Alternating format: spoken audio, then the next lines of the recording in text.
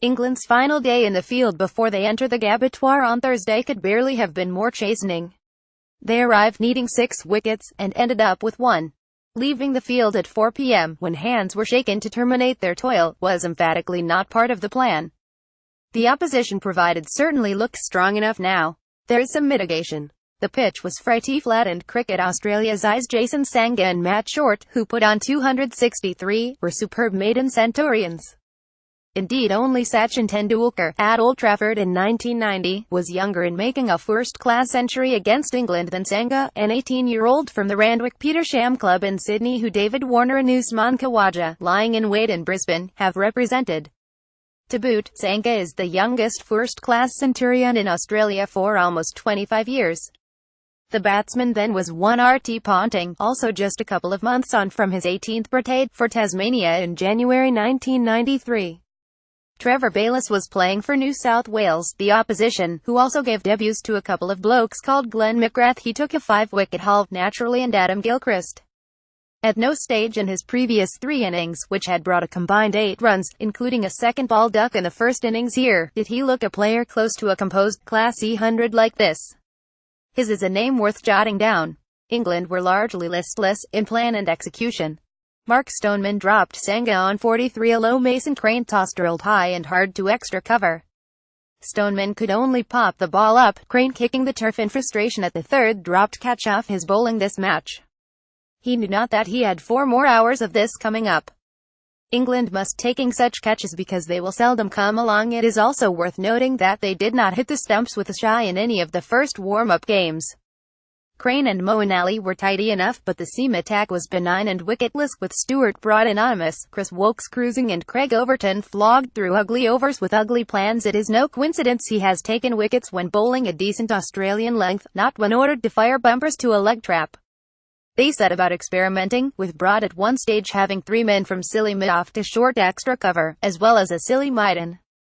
Quick Guide 1518 Cricket House 11, Townsville 2327 First Test, Brisbane 26 Second Test, Adelaide Day-Night 910 Cricket House 11, Perth 1418 Third Test, Perth 2630 Fourth Test, Melbourne 48 Fifth Test, Sydney 11 Cricket House 11, Sydney 14 First ODI, Melbourne DN 19 Second ODI, Brisbane DN 21 Third ODI, Sydney DN 26 Fourth ODI, Adelaide DN 28 Fifth ODI, Perth DN 2 Prime Ministers 11, Canberra 7 T20 v Australia, Hobart 10 T20 v Australia, Melbourne 13 T20 v New Zealand, Wellington 18 T20 v New Zealand, Hamilton. Thank you for your feedback. The sense is that the Australians have the bowlers to take flat pitches out of the equation. England evidently do not. Jake Ball's absence has certainly seen his stock rise, and he fielded for the entire morning session before bowling 15 overs in the nets. Alistair Cook, meanwhile, stayed off the field all day. Sangha and Short inflicted on England 1 wicketless session, then another. At 3:26 p.m., 256 minutes into the day's play, Sangha went to sweep Crane, got a top edge, and David Malan took a decent catch, tumbling forward at short fine leg. Until then, the only thing that went to hand was a diving effort by a groundsman lurking beyond the boundary at long as Short tucked into Moeen. England's captain Joe Root leads his team off the pitch after their draw.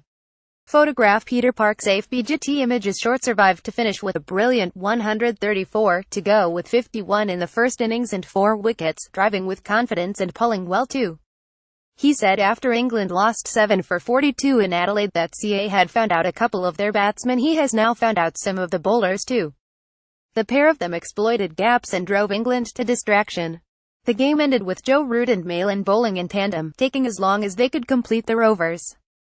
Bayliss, who said England's 11 for Brisbane is pretty close in my mind, was content, even after such a one-sided day. We are always a bit disappointed when we don't take 10 for 90, but the wicket was very flat, and those 2 young guys batted very well, he said.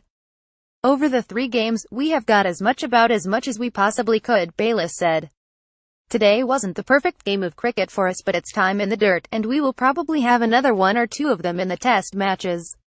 It was probably good to experience it in the heat as well. Still, the sight of Johnny Bairstow and Moeen padding up to face the bowlers who did not play, including Ball, in the middle was a reminder that England still have plenty of work to do.